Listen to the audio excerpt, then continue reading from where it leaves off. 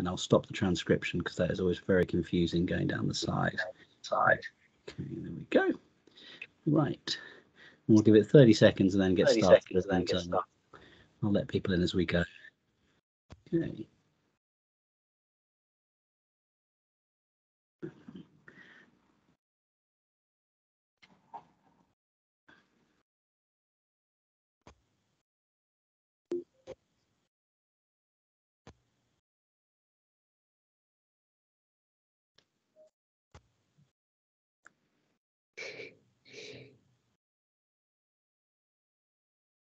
Okay. Right. What I think we can do is get started, actually. And well, first of all, just to say thank you all for joining us today. As I said, I've put a link in the chat to some sample files. We'll talk about you later. And we're going to be recording the presentation so that anyone who has to drop out momentarily during the talk can access it later on. I think the plan is probably to put it up on the Roper Centre website, but we'll confirm that later. And we are also doing a session at the EPOP conference in September in person. So if anyone's there and wants to hear us talk again about the project, we'll be there. So I might very briefly just give a brief introduction to my colleagues on the project, certainly those who will be talking to you today. We are going to have the Master of Ceremonies in terms of the slides will be Andrea Reska. So I'll introduce the project team, the Southampton project team, and if our colleagues in the Roper Centre are here, I think I saw Kelsey arrive, and we'll maybe say hello to them in the Q&A. But just to say that the project team from Southampton made up of Andrea Reska, who has been a research fellow on the project, Stuart Smedley, who's a research fellow on the project, and John Kenny, who's a research fellow on the project, is now at UEA. They will all introduce themselves a little bit more as we come in and give different parts of the talk. So we haven't actually timed ourselves perfectly, but we'll probably talk for about 30 to 40 minutes about the data resource, and then I'll stop recording at that point and we can open up to Q&A. So please, if you'd like to collect questions in the chat as we go, by all means do. And just to say in the background, this project's been a collaboration with the Roper Centre for Public Opinion Research. We're very grateful for all their support with the project, with Peter and Kathleen and Kelsey and Jessica. And so what we'll be talking about is the fruits of our labour with them. So without further ado, Andrew, I might ask you to throw me through to the next slide. I'm going to give it a little bit of background to the project and the data and where things stood, and then members from the team are going to talk a little bit more about the nature of the data that we converted, but also the details of the resource that will be made available over the summer and what you'll be able to access and some of the things that you're going to be able to look at. So let me give a little bit of background to the project. So Andrew, if you would throw us onto the next slide, just where we started.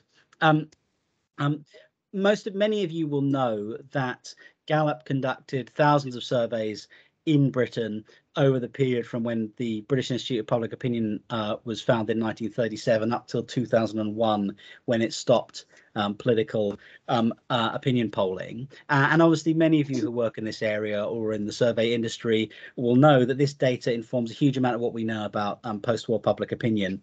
And where our project started was that we discovered that, very fortunately, I'd been looking for that data for a number of years, and we discovered that it was sorry, I've got an echo on the line. We discovered that many of those surveys were held in the archives of the Roper Centre for Public Opinion Research. There were 2,350 actually, to be precise. And so we were very excited to find this. And so the challenge was that the surveys are stored in column binary formats, while often documentation is often incomplete or missing. And so our project was put together as a grant application to the ESRC to bring these surveys to life and provide access to individual level data. And I mean, I should say as a starting point, actually, I think the project and the team who have done incredible work with this data has really exceeded even my expectations. I think when we started, I thought, oh, I'll be happy if we can manage, although, you know, we tell the ESRC we'd aim for 600, we've actually managed 800. And I think we've really exceeded our expectations, both in terms of the sort of the quality and the detail of the data we've been able to extract, but also the volume. And so, I mean, huge credit goes to the team team of John, Andrew, and Stuart, and Nick Orr, our previous research fellow. So they are really the experts in this data, in the sense I feel I've been left in their wake in terms of their detailed knowledge of those Gallup surveys. So Andrew, if you wouldn't mind throwing us to the next slide, please. So what, as many of you will know, the Gallup poll, the history of the Gallup poll in Britain was it was active in political polling between 1937 and 2001, as I said. First in the guise of the British Institute of Public Opinion between 37 and 59. Then it took on the name of Social Surveys Gallup Poll Limited between 59 and 92. That is the organisation that the predominant data that we have comes from. I have a suspicion, but we actually haven't been able to substantiate that, you know, for some reason, the reason that the data that is held by Roper covers the period is because it's linked to that organisation before the Gallup Organisation Limited, that kind of was successor to Social Surveys, was created in 92. My instinct tells me that the reason that the data was archived at that point was because the transition between the kind of different franchises, the same people, but I think a different legal entity. Some of the contemporary British historians on the line may be able to tell us a little bit more in the chat. And obviously these polls featured heavily in the News Chronicle firstly, and lately in the Daily Telegraph, and I think you know, Mark Roothouse and Claire Field may have been able to join us. They provide really comprehensive histories of Gallup's operations. Our goal here today is not to talk you through those, but I recommend thoroughly their work to give a little bit of historical context for the data that we're going to be presenting to you. So if we turn to the next slide, please. I mean, many of you who have played around with Gallup data, certainly like I did over the years, have used aggregate level data that's been available. So there have been a number of different resources. There's the 2-volume George H. Gallup book from the 70s, which had 2 volumes of aggregate top-line survey data on predominantly the Political Monitor, the sort of regular political surveys that Gallup fielded that provided all sorts of interesting policy and politics related surveys that if you haven't had a look through is really great as sort of top line level if you just wanted to get a sense of public opinion through the various decades through that time period. Many of you will also know the Gallup Political and Economic Index. It had a few names actually, that was produced every month between 1960 and 2001, which was sort of a monthly paper pamphlet covering that month's poll. It was sort of their version of the crosstabs produced by pollsters today. Also a really tremendously useful resource. I've spent much time in various libraries, I think in LSE and Manchester mainly, looking through those top line data. And there, of course, was the aggregate level book produced by Tony King and Bob Wybrow, who was managing director of Gallup for a while, British Political Opinion, which brought together a lot of that data. And so many of us who use time series will have used that data. But that was sort of for a while a little bit a limit of certainly some of the data we used. So kind of throwing on to the next slide, please. Some of you may also be aware that there has been a small amount of individual level data available on Gallup's historical activities. If you haven't played around with it, there's an excellent data set. I can't remember actually who converted it. It's gone from my head, of British Institute of Public Opinion data from 38 through to 46 in the UK Data Archive, covering a significant number of polls from that period. Really interesting, well documented data. There is also, where I became first available of this sort of Gallup data, a database of selected British Gallup opinion polls from 58 through to 91.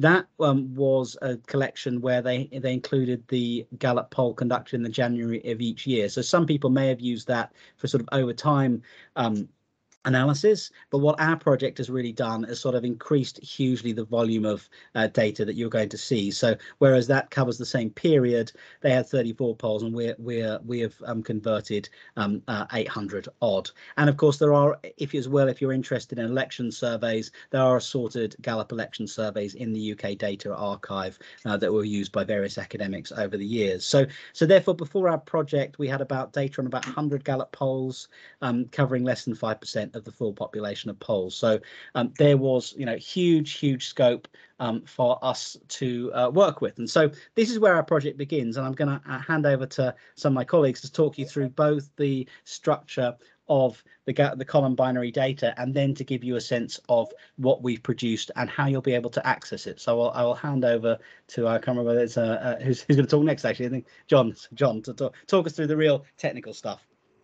Okay, so thank you, Will. So in this presentation, I'm going to talk through some of how we converted it, well, what the data looked like, how we converted it, and some of the features of it. So if you'd go on to the next slide, please. So this, for anyone who's not familiar, is how the data were originally stored. So after the interviewer carried out the interview, the responses would be punched on a punch card like this. So it had a number of rows and columns, and each punch corresponded with a particular response. And this was digitized on a file known as a call-bin file, standing for column binary, which is how we received the data. And what's important here is you know what's being punched and where, but you need the documentation to go alongside it to know exactly what is represented, unlike today where the types of responses can be kept with the file. So what's also important is that all the responses may be kept in a single card like this, but for longer surveys, multiple cards may be used. So it's quite expensive, if you will, to carry out this procedure. So when a survey could be kept to one card, that is often more economical to do so. So if we go on to the next slide, what this just shows is how the data appears to us. So you see here's card 1, card 2, card 3, and so on for all their 1,000 or so respondents. So in each of these, we get a file where you can see on the left-hand side, you have YX and then a column 0, or row rather 0 to 9, and then you have rows going from 1 to 80. And all of these X's signify that a card was punched here, and no X means a card wasn't punched. So the raw file, this is what we have for each of the respondents. And then if we go on to the next slide, what our partners in Cornell have been able to do is to produce summaries. So this summarizes for all of the respondents in a particular survey, how many of them had a punch in each particular row or column. But to get into a bit more less abstract and more into kind of practicalities, in the next slide, I'll go through some of the questionnaires and how these relate to the punches.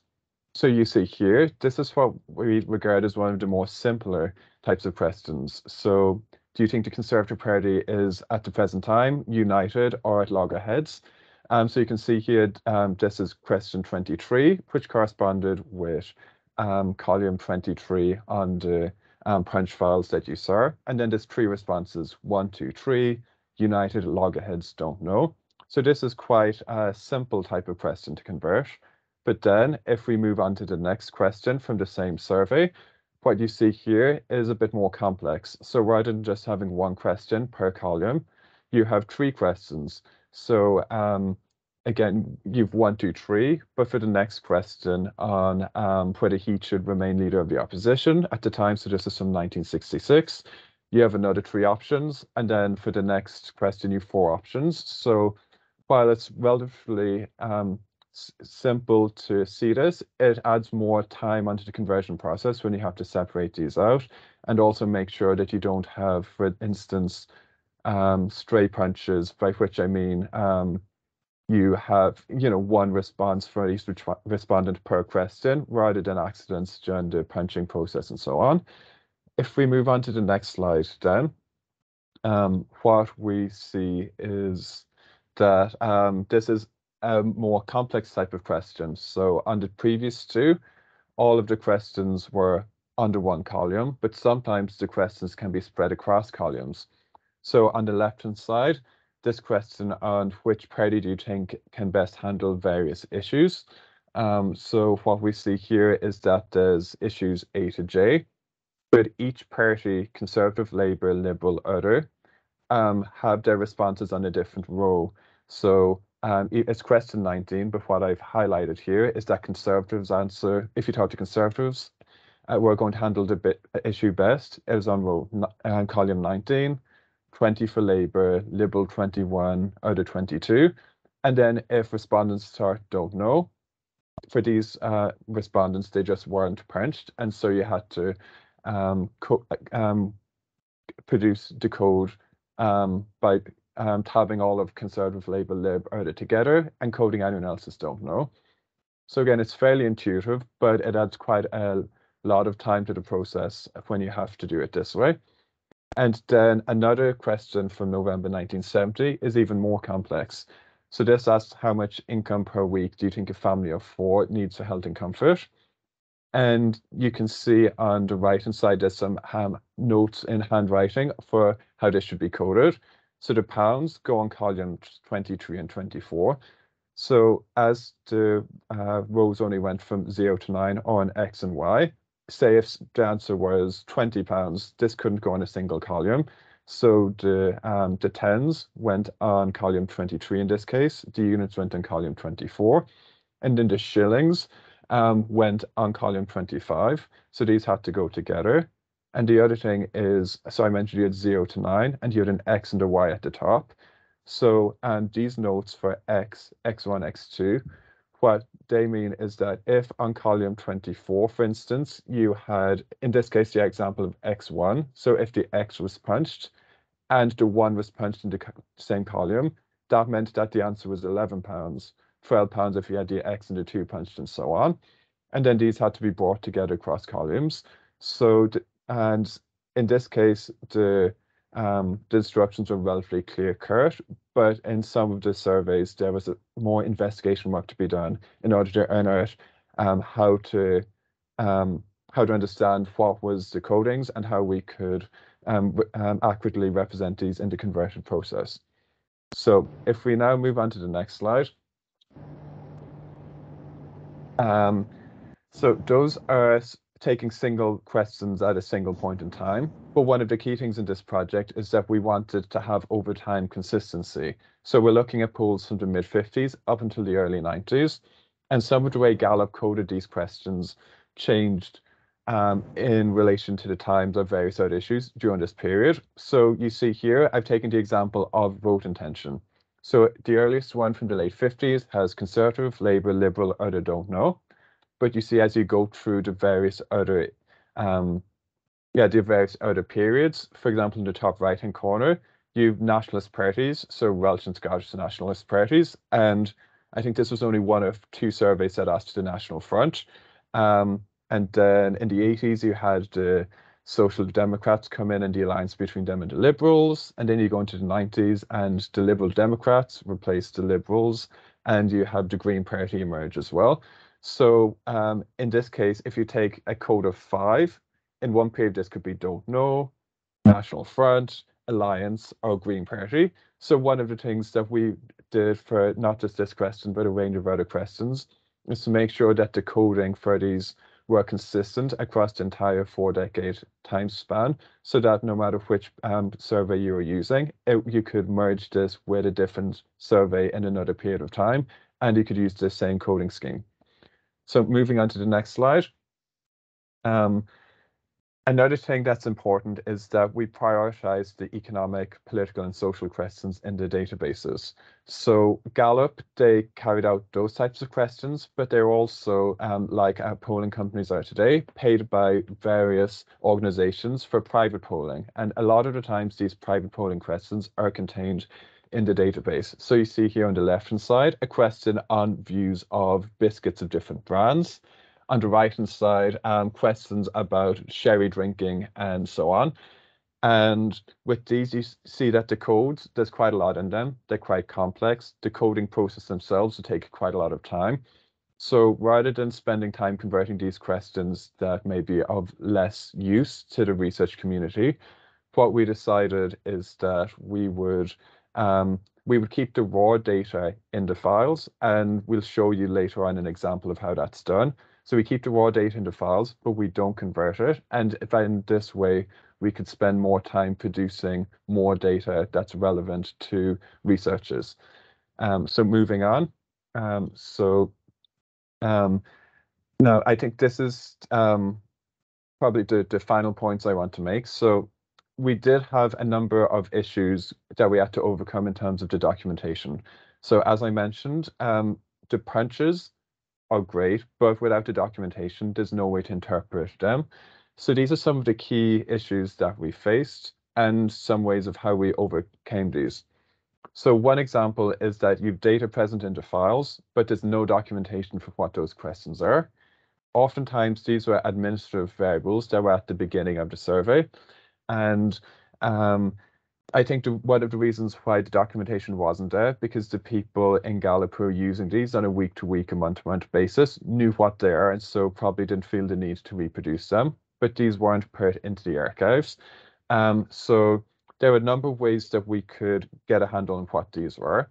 So if on occasion, one of the branches or someone in the office wrote some handwritten notes often on some of the questionnaires, we could often extrapolate these to other periods by seeing what the patterns are and then doing some robustness checks.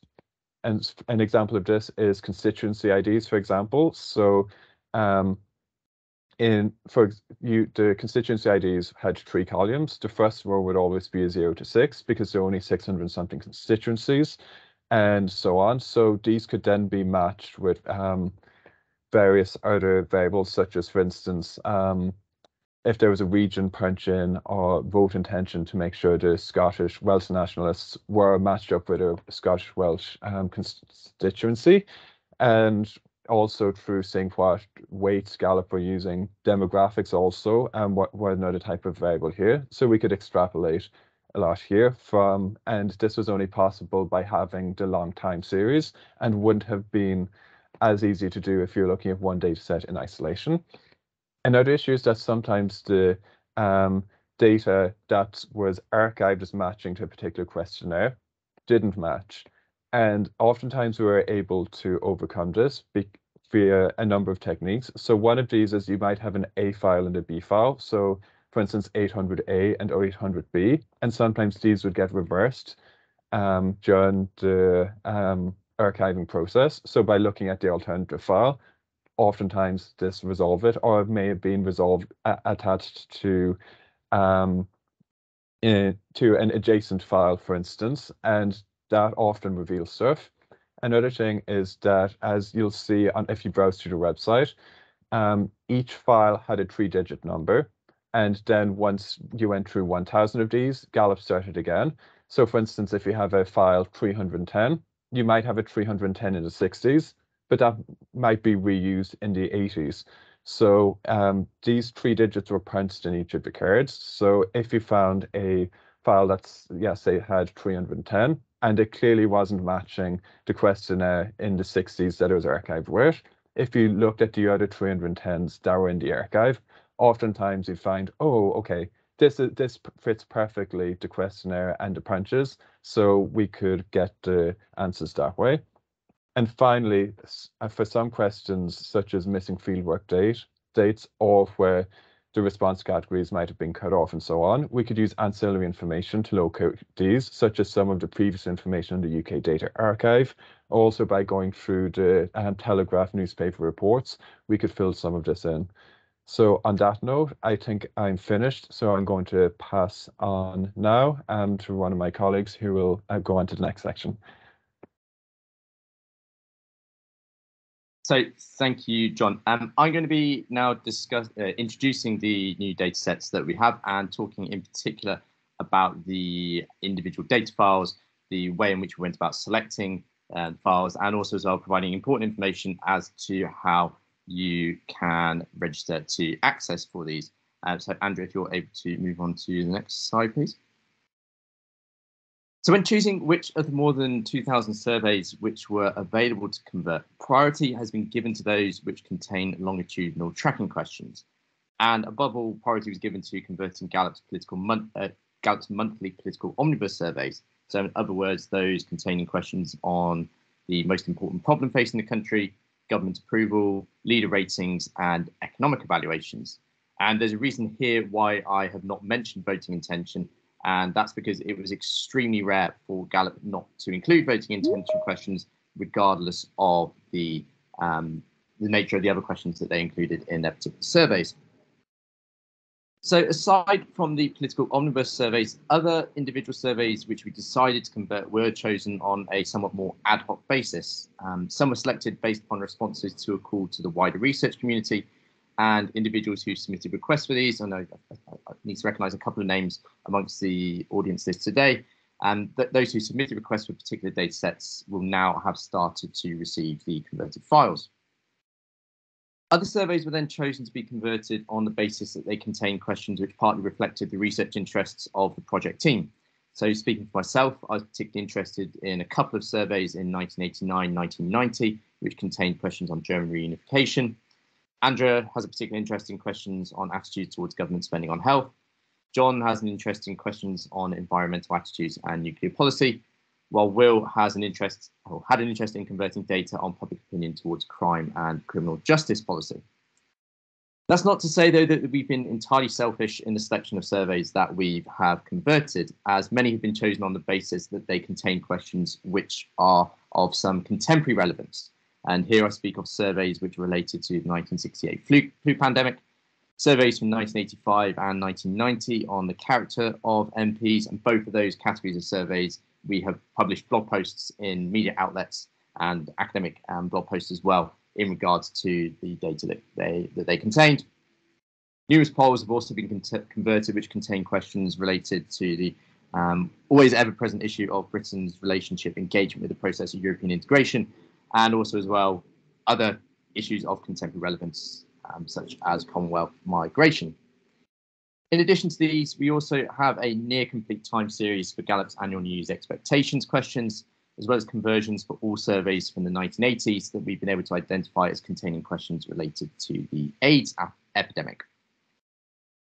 That means that within virtually all of the surveys that we have converted, there are bound to be questions of interest to those present today, regardless of what it is you're interested in as an academic or as a survey researcher.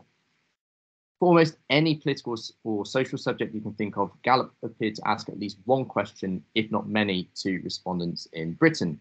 So from the Profumo affair to permissive legislation in the 1960s, from proposals to build a Channel Tunnel to the development of Concord, the role of trade unions to views on individual industrial disputes, nationalisation and privatisation, immigration, education reform, cigarette advertising, consumerism, individual events which generated significant headlines such as the Great Train Robbery, sporting matters including the Basil d'Oliveira affair, attitudes towards whether footballers should be allowed to transfer between clubs, as well as Olympic boycotts. We now have detailed historical individual level data covering attitudes towards these topics and many, many more. And as well as domestic issues, those interested in public opinion towards foreign affairs are also well served, with a huge amount of material covered within the surveys that have been converted. Much of this is linked to attitudes towards developments in the Cold War, and here it's worth mentioning the existence of the related series of polling, which was carried out primarily by Gallup on behalf of the United States Information Agency, not just in Britain, but also as well in other Western European countries, which the Roper Centre also possesses as part of its collection, and some of which, for studies conducted in Britain, we've converted as part of our project. Next slide, please, Andrea. And on a slightly more light-hearted note, anyone interested in analysing data from Gallup's polls from 1966 will also be able to amuse themselves or potentially make use for a serious research project the rather innovative format of questions that they employed in multiple surveys that year, in which respondents were presented with 10 random, sometimes odd situations and asked to quickly reply as to how they would react if they found themselves in such a situation. And amongst these questions is, I think, my all-time favourite polling question, which is the final question listed from this survey from June 1966, which asked respondents whether they would exchange their soul if the devil offered them fame and fortune in exchange. Next slide, please, Andrea. When it comes to the files themselves, these will be searchable and made available to download through the Roper Centre's online catalogue. But before being able to download the files, you will need to register for Roper Centre's iPoll service first, and this is something which will be available free of charge to those with an .ac.uk email address. Registering is something which is quick and easy to do, so visit the iPoll homepage on the Roper Centre website and click the login button in the top right corner, which we've circled on this slide here, as it is hidden a little by the pop-up box. In the pop-up box that does appear, select British Opinion ESRC, British Opinion Project ESRC, as your affiliation, and then click where it says register beneath the password entry line. That will then lead to another screen, another pop-up screen appearing where you will need to enter your .ac.uk email address and then click register again. After that, you'll receive an email for which you need to follow the instructions and then create a login with a username and password. Please note, though, that if you are fortunate enough to be affiliated to either Exeter, LSE, Oxford, Queen Mary or Warwick, you should register using your institution's existing Roper Centre login. Next slide, please, Andrew. Then, once you've registered and been able to find the files that you need, you can then download these in Stata format. Stata is just one of various data formats which are available, and you'll be able to use to upload the data from these files into other programs such as SPSS and R. For those of you who may not necessarily be familiar with data analysis software, that might potentially create something of an issue, but you'll be able to contact one of the project team in various situations, and we can potentially talk through how to go about what kind of code you will need. And all files will be accompanied by relevant questionnaire documentation and code books as well. The data files contain administrative variables, so those John talked about, such as interviewer numbers, constituency numbers, and the like, as well as questions and demographics. And what we have done is to clone various variables to allow for the easier merging of data sets if you need to end up working with more than one file. And typically, well, the reasons why variables have been cloned is largely because these represent questions which were asked in multiple surveys and are surveys of, questions of kind of relevant interest for tracking over time. That there, I think, is the end of my section. So I'm going to pass on to Andrea for hers. Thank you. So for my section, I will talk to you about the longitudinal aspect of the data, meaning that I will go through some of the key political and economic trackers, the demographics, and then I'll show you some descriptive graphs based on the data. I will end my presentation with the presentation of the visualization tool on the Roper website, which you can further use to explore the data yourselves. So let's get started. First, let me give you an overview of the data sets we have converted. In the graph in gray, we have the number of polls available in the Roper archive by year. As you can see, there are quite many. And in blue, we have the number of polls we have converted by year. As you can see, on average, we have converted about 20 surveys per year, except for the first 2 years where fewer were available, only one for 55, and 3 for 1956. And in 1991, where the data ends in July, so we only converted about 7 surveys. All right. Of the surveys we have converted, quite a few contain the key political and economic trackers. As you can see, like my colleague was saying, most of the polls contain voting intentions, and they cover a very, very, very big number of respondents, and they span across the entire period. So they start in 1955 and go all the way up to 1991. Similarly, long time series are for government approval and a few questions on leader approval. Other subjects such as MIP have shorter not necessarily shorter time series, but fewer data points. And so do subjects like party unity, best prime minister, party with best policies, and the same goes for the economic batteries, which sometimes were included in the political omnibuses, but other times had their separate economic omnibuses. So we tried our best to include at least a couple of economic omnibuses every year to make sure that we do include the trackers. This is the reason why some of the economic expectations have fewer data points and in some cases have shorter time series. Moving on to the demographics, Gallup more or less included the same demographics in all their data sets, although the version might have changed slightly, like the question wording or in some cases the answer categories. But most of the data sets include information on constituency and also information on region. Unfortunately, the region variable is not available in all surveys, but luckily we have been able to use the constituency data to reproduce the region variable, and it will be available in the data sets. Other demographics include home ownership, gender, which divides women into housewives and non-housewives for the entire time period. Social class, social class, which has a subjective version in which respondents are asked to classify themselves, and an interviewer coded one. Age groups, unfortunately, there is no actual age in the surveys except for a handful, but in most cases the groups are quite fine-grained and include anywhere between 8 and 12 groups. Then we have marital status, union membership, employment status. We also have a variable for profession. And then for education, well, we have age when completed compulsory education, which turned out to be very difficult to merge because it has about 10 versions throughout the time span.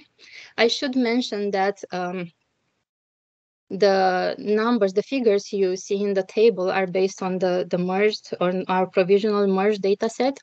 Apart from this, we also have about 2 or 3 dozen surveys we have not included in the merged data set, either because they belong to a different series than the CQ series and had a different structure, or because there was a problem with sample balance or something like that. So we left them out, but actually, we have more than 800 surveys converted, even though the figures here might tell you that we only have about 700 and something. Right, so now I would just like to show you a few descriptive graphs based on the data, just to highlight the richness of the data. And I'll start with the gender gap in vote intention. This is one of my favorites. This is for Labour and Conservatives. So each point of the scatter plot basically depicts the gender gap in one of the surveys we have converted, and then the line is smoothing of that scatter plot to highlight the time trend. So a positive gender gap means that more men voted for that party than women, and the negative one means that more women voted for that party than men. As you can see, the gap tends to close or reduce, at least in both cases, and in the case of the Conservatives it even reverts in the second half of the 80s. Our second graph has government approval by social class. We only included 2 classes. This is based on the interviewer coded information, which had the longer time series. As you can see, it seems that government approval tends to be higher for the middle class when the Conservatives are in power, and also the gap tends to be bigger then. Finally, our third graph, has also an economic tracker, which is government's handling of the economy, and we thought it would be a good idea to plot it alongside the government approvals rates. As you can see, the 2 lines follow the same trend. Not so much here at the end, but this is mostly because of lack of data, because from between 85 and 89, there is only one time point in 87. But this is just to show you some of the questions that could be looked at using the data. You can further explore this data yourselves using the visualization tool, which is on the project website. On the project page on the ROPR website. This is a print screen from that website, and I'll take you there in a minute and show you how our visualization tool works. But first, let me just say a few words about how the visualization tool was actually built. So it depicts yearly data, although we have first calculated all the quantities of interest for each survey separately and only then averaged by year. The reason for that was to avoid any issues of data sampling and weighting. Then we include two measures. Basically, we include an overall percentage of valid responses for each response category, and then a breakdown for by demographics. And we have several: gender, age, marital status, region, social class, tenure, union membership, and union membership. For the dummy variables, we include separate categories for yes and for no, and we also include a don't know category for all our variables of interest. Please note that questions, the wording for questions and answers might vary over time, so you might need to check the actual questionnaires to be sure of the wording.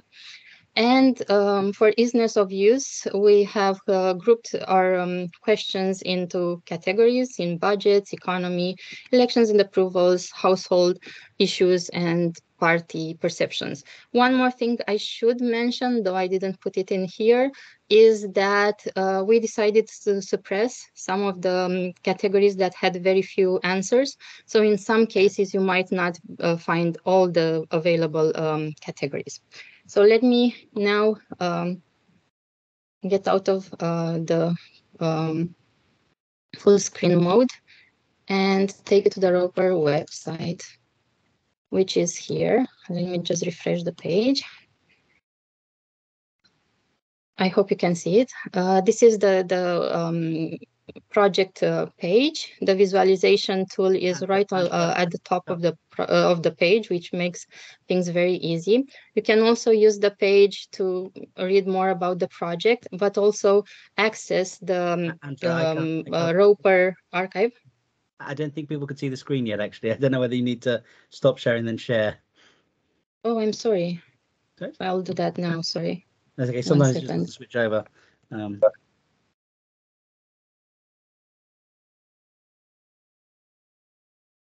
Okay. Can you see it now? Yes, thank you. Perfect.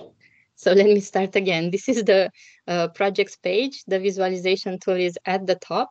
You can also use this page to get more information on the project and actually access the Roper archive that my colleague Stuart talked about by clicking on one of the links for the data decades, which takes you to the Roper IPOL catalog and the search, which has a search tool.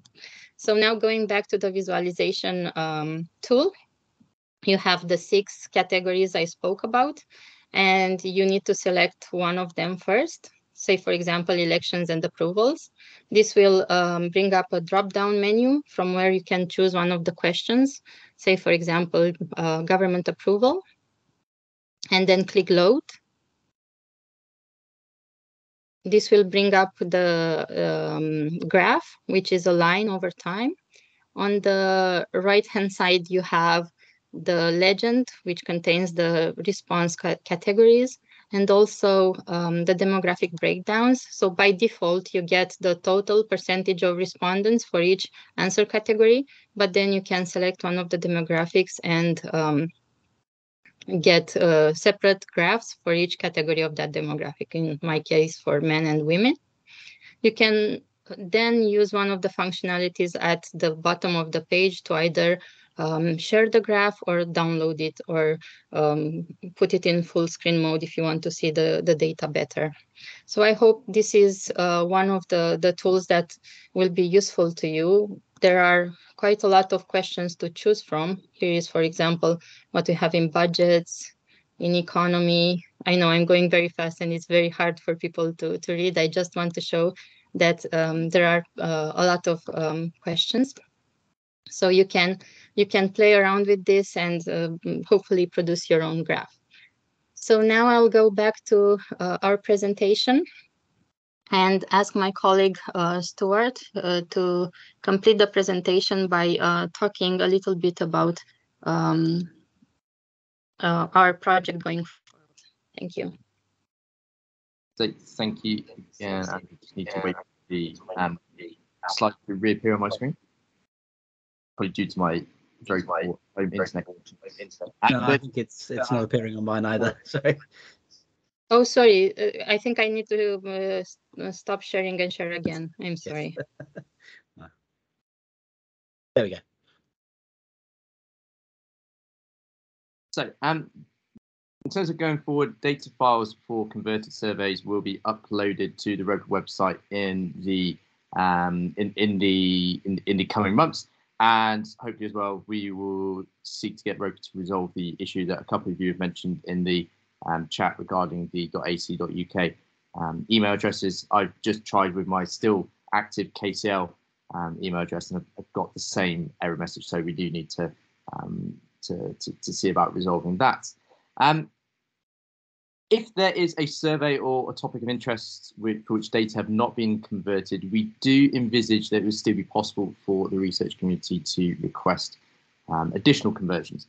And the way in which that will be possible is still to be determined.